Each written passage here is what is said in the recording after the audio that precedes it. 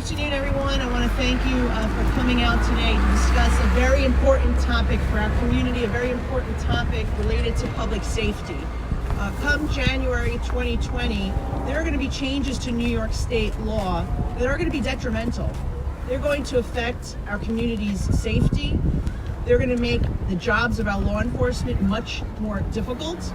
And it's literally going to release people with extensive criminal histories back onto our streets. And that is the bail reform measure that was passed by the state legislature and the governor in the April 1st budget. Now, most people don't know about it, or they don't know the details about it, because as always in Albany, the worst pieces of legislation, the most controversial pieces of legislation are passed and stuffed in the middle of the night during the budget process. As a matter of fact, I think we finished voting on this particular bill at 5 a.m. or so, and it was debated when everyone was sleeping, when the media was no longer in the building, and it was passed in the dead of night. And so I think it's very important that we have this press conference today so the public understands what's in this new law, and that they call the governor's office, they call those state legislators that did vote for it, and ensure that changes are made, if not a full repeal. Now, for the record, my colleague, Assemblyman Reilly, and I have already signed on to legislation that is in Albany to repeal the entire thing, because we believe that it was a bad deal for the people of the state of New York. And we think that it should start from scratch all over again, including the input from those who know the streets better than anyone, and that is our law enforcement. So if I could start to just talk about a little bit of what the bail law actually does. The bail law will allow 90% of those individuals arrested to be re-released back onto our streets as they await their trials. Now, someone should say, well, gee, we want people to have their constitutionally protected right to a speedy trial. I do too, we all do. That's what the Constitution affords. However, the way they're going about it is wrong. We just don't release people assuming they're going to return on their own recognizance.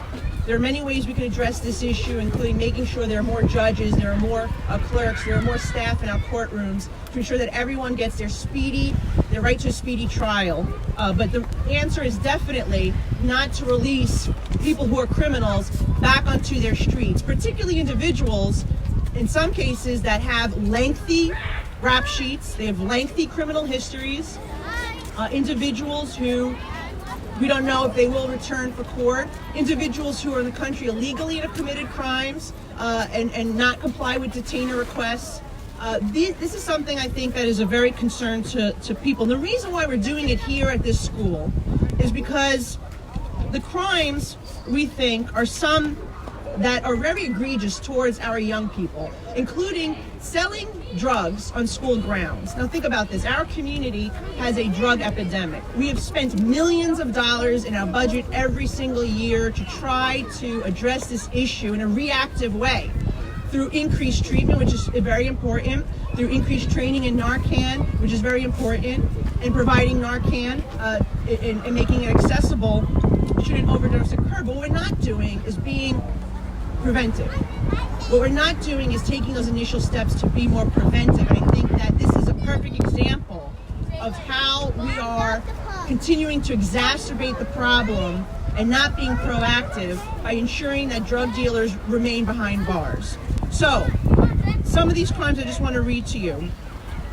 Burglary, robbery, manslaughter, vehicular manslaughter, vehicular assault, aggravated assault upon a person less than 11 years old, criminal possession of a weapon on school grounds, criminal possession of drugs, sale on school grounds, patronizing a person for prostitution in a school zone, promoting an obscene sexual performance by a child. And some of them, and the ones that I think that are truly bad, and it's really unconscionable that it's even in here, is stalking and strangulation. Think about this. You have an ex-lover. You have someone who's stalking you. They trespass on your property. They strangle you. They are arrested. And they will be released back onto the street to now come and kill you. How does that make you feel safe? Particularly if you're someone who was or is a domestic violence victim? How does that make you feel safe?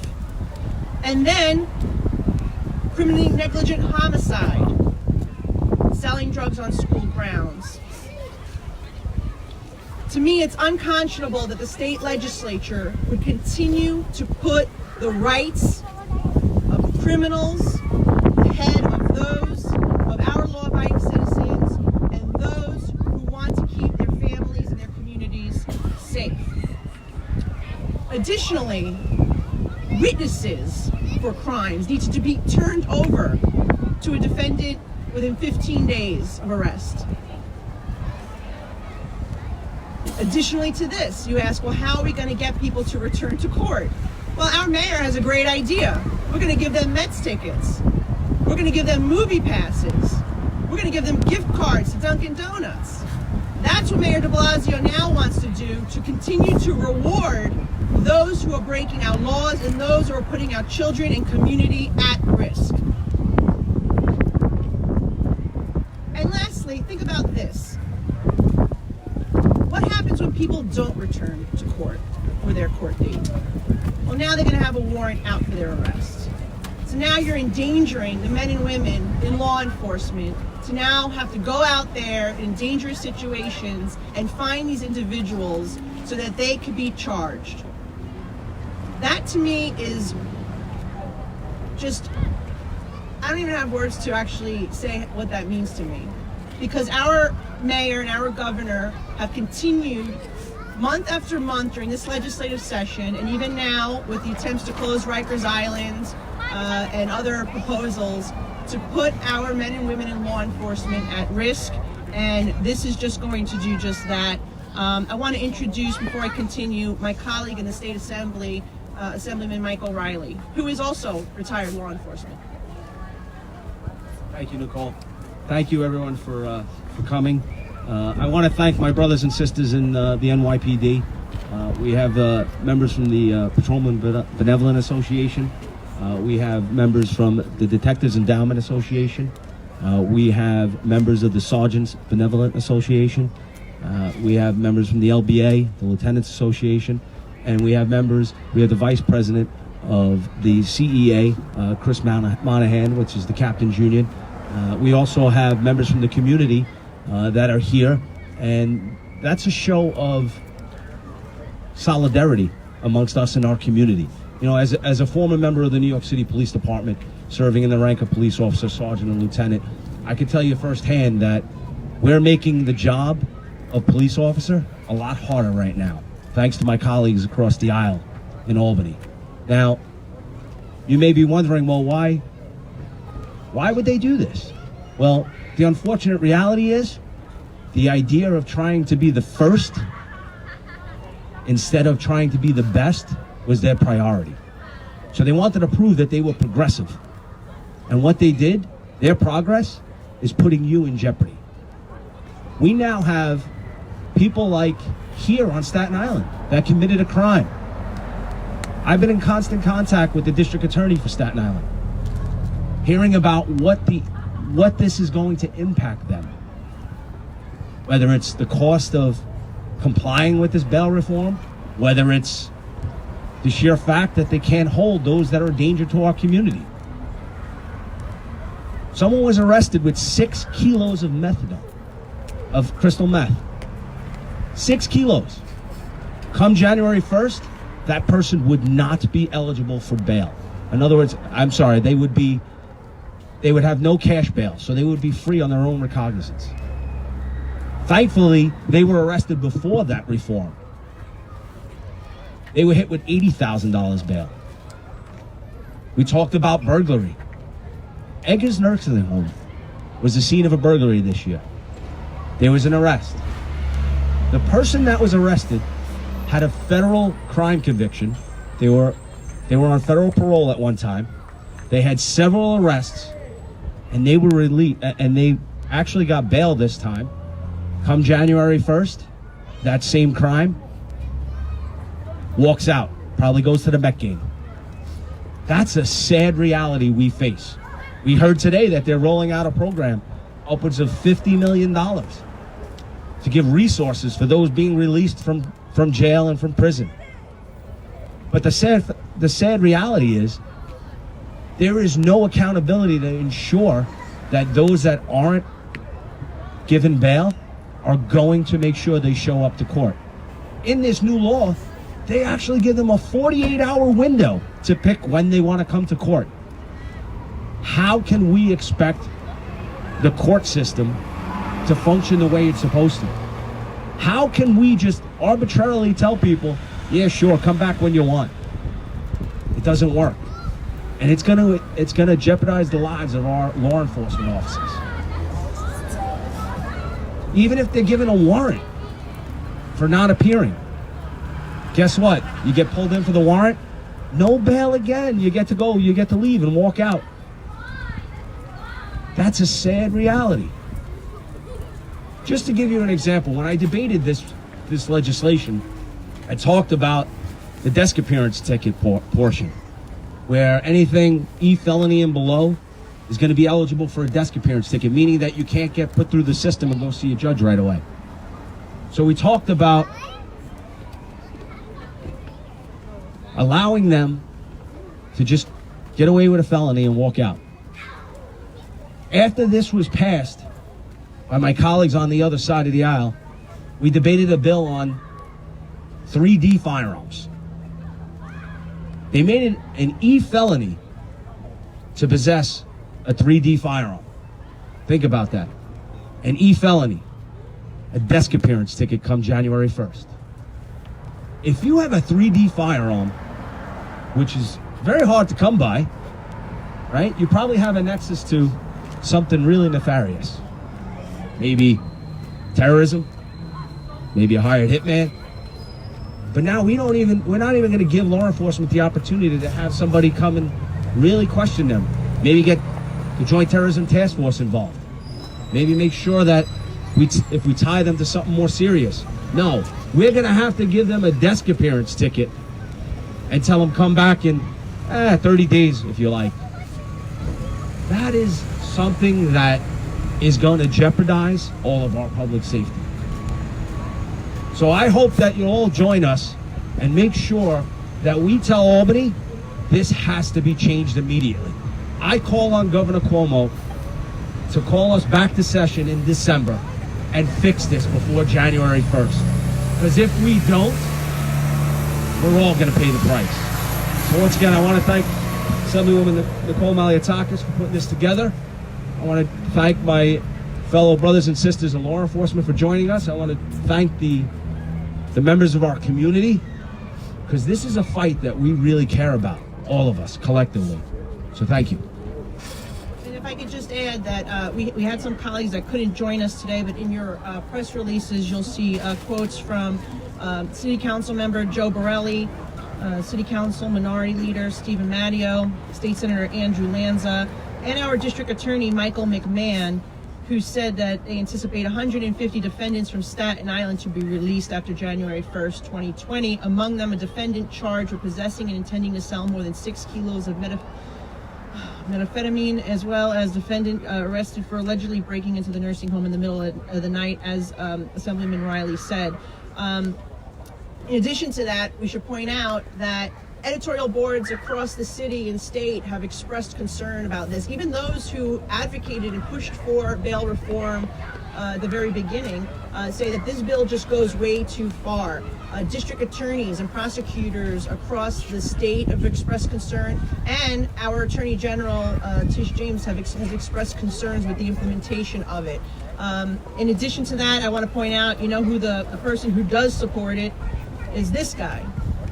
This drug dealer is facing 100 years in prison for allegedly selling drugs connected to overdoses.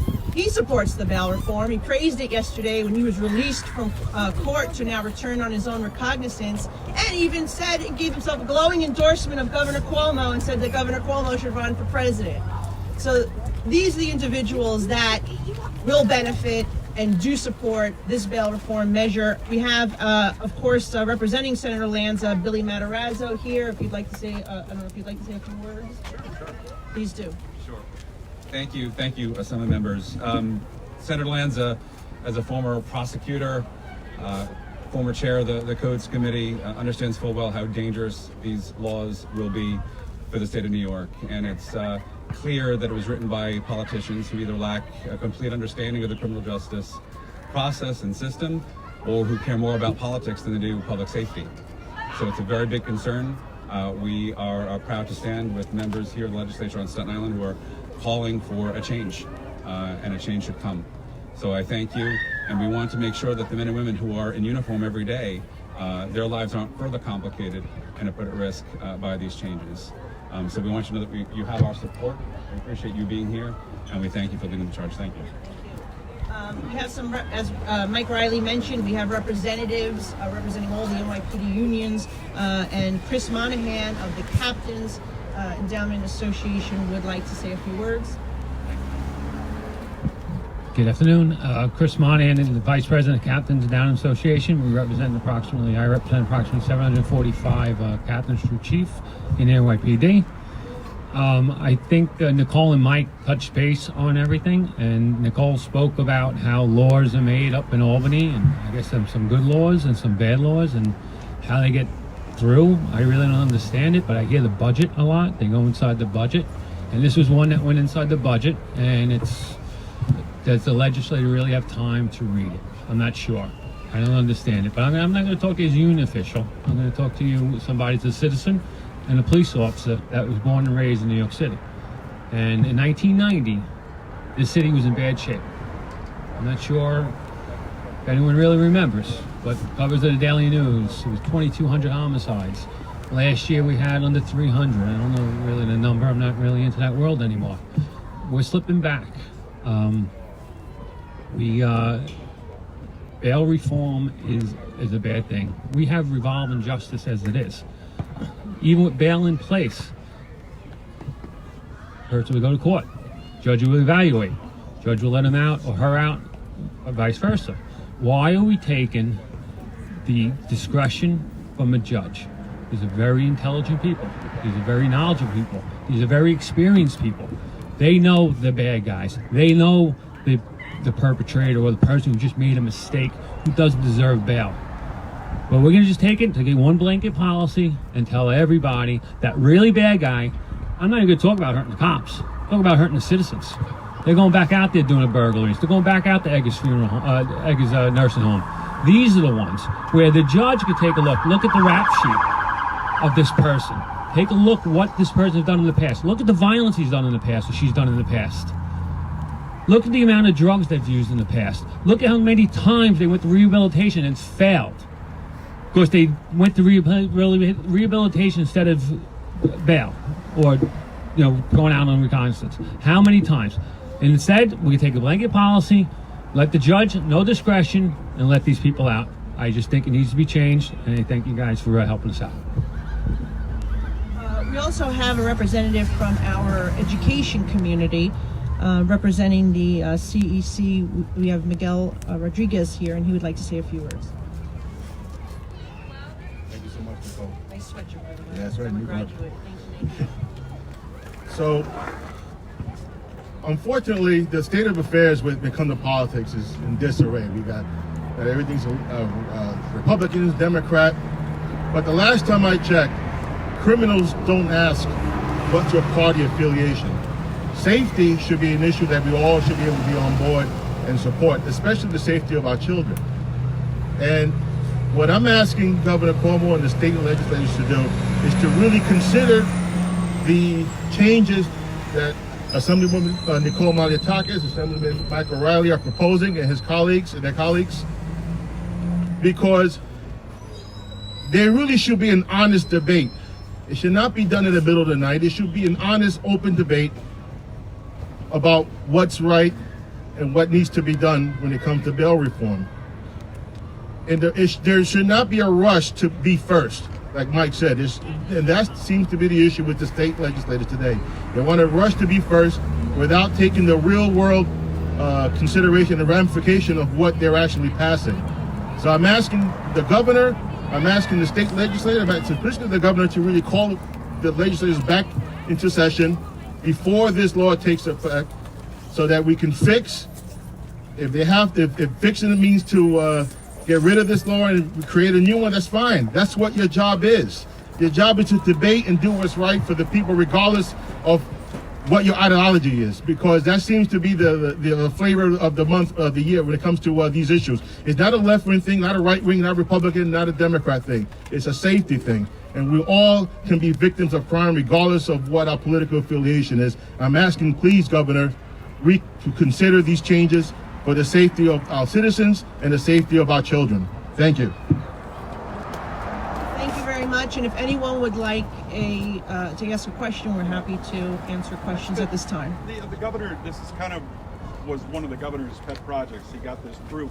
Do you really think he's going to call you back next month to take it apart? Well, I think that he really should. And the reason why he should is because it's not just Republican Assembly members criticizing him. This is Republicans and Democrats and editorial boards and law enforcement all saying that this is going to be dangerous, this is going to put our community at risk, this is going to lead an increase in crime, and there needs to be changes. So, you know, the governor wants to be responsible, which we believe he wants to be responsible.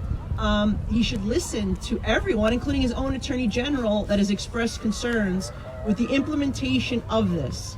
Can I add something to that? Yeah, absolutely.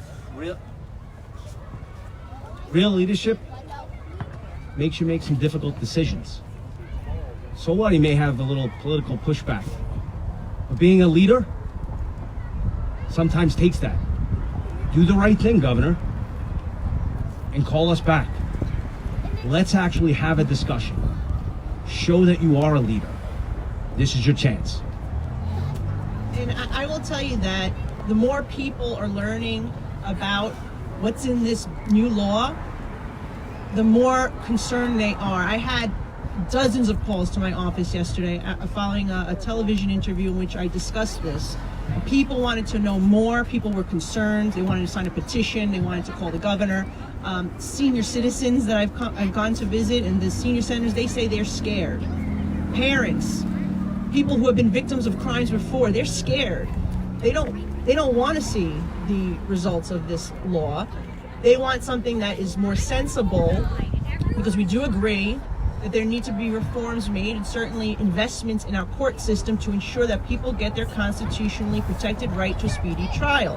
However, we don't believe that means just releasing everyone, including people who have multiple convictions, lengthy rap sheets, not considering whether someone poses a public safety risk. That was one of the minimum things that we asked for in this law, was at least put in there, if someone poses a risk to society, don't release them. At least consider their someone who threatened to kill another person. Like, these are basic things that you would expect government to do, as it is our number one priority and responsibility to keep our community safe. That's what government's number one responsibility is, to keep its citizenry safe. And if the governor and the legislature fails to do this, and the mayor fails to do it, which he has, then we're not living up to our responsibility as a government to the people of this city and this state. What sorts of bail reforms would you have supported? Well, I think I just listed quite a few of them. I think it's got to be a combination of, number one, investing in our court system to ensure that people get their right to a speedy trial. I think the other thing is there could be some offenses that you can consider ROR. If someone has a clean background, they've never had convictions before. But you also need to not take away judges' discretion. And I think you have to look at an individual's criminal history, which they're not considering here. And in addition to that, considering an individual's threat to society. Okay? Let's remember how this bail reform discussion began. It was Khalif Broward who was sitting in jail for months, right? Over a stolen backpack.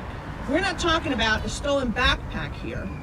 We're talking about serious crimes. We're talking about violence crimes. We're talking about selling drugs to our children. We're talking about criminally negligent homicide. We're talking about stalking and strangling someone. These are serious crimes. We're not talking about a backpack. And so they really took an issue that they wanted to address and now has gone so far to the extreme. As Mike Reilly said, it's about being the most extreme and it's about being the first. That's what this is about. The Legal Aid Society actually sent us a statement saying basically that it's a shame to see that law enforcement officials as well as elected officials are against this plan, and they're basically saying that, you know, they are in favor of it. What do you have to say to them? Have them come back to me and see how they feel when one of their family members is a victim of one of these crimes conducted by someone who was released that should never have been released.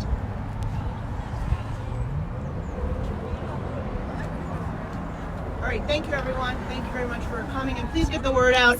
We need everyone to call the governor's office. We need everyone to call their state legislature. If you are a resident of New York State, please call the governor's office. Please call your state legislator. We have 2 months until this, a little less than 2 months before this bill becomes, it's already a law, but until it goes into effect. And we want a special session to make changes, if not repeal the whole thing. And also, you know, we need to just keep the pressure on, as we've said. This is not Republican, this is not Democrat, it's not just Mike Reilly and I, it's legislators from across the state, it's editorial boards, it's district attorneys, including our own, who's a Democrat, it's our Democratic Attorney General, and it's every police union in the state. So please call the governor and the state legislator and let them know how you feel about this. Thank you. Thank you.